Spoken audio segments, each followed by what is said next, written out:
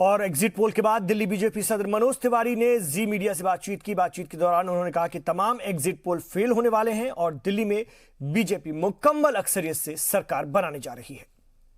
दिल्ली में चुनाव खत्म हो गया है, एग्जिट पोल पर रुझान आ रहे हैं दिल्ली के, और इस वक्त इस मुद्दे पर बातचीत करने के लिए हमारे साथ मौजूद है दिल्ली बीजेपी अध्यक्ष मनोज तिवारी। मनोज तिवारी जी, एग्जिट पोल तो बीजेपी के पक्ष में नहीं है, आम आदमी पार्टी की सरकार दिखा रहे हैं।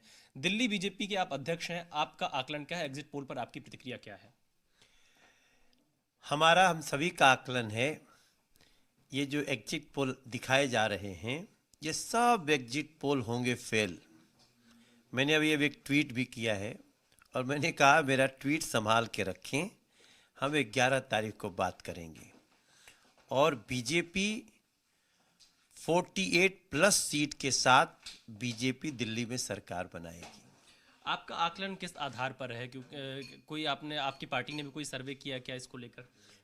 जी हाँ, पूरा सर्वे किया हमने। आज पूरा वोटिंग के दौरान हम पूरा घूमे और मैं आपको बता दूं कि ये जो एग्जिट पोल है इस पे हमें सिर्फ हंसी आ रही है।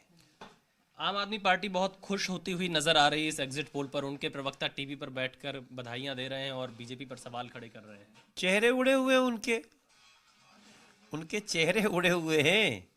वो कुछ भी कर लीजिए, उनको नींद नहीं आने वाली है। 11 तारीख को बीजेपी के पक्ष में होगा दिल्ली सरकार का ये चुनाव का रिजल्ट। बहुत बहुत धन्यवाद। तो ये थे मनोज तिवारी, दिल्ली बीजेपी अध्यक्ष, जिन्होंने एग्जिट पोल को नकारा है और साफ तौर से कहा है कि 11 फरवरी को दिल्ली में बीजेपी 48 से ज्यादा सीटें जीतकर अपनी सरकार बनाएगी। कैमरामैन एस जयदीप के साथ विशाल पांडे, जी मीडिया, दिल्ली।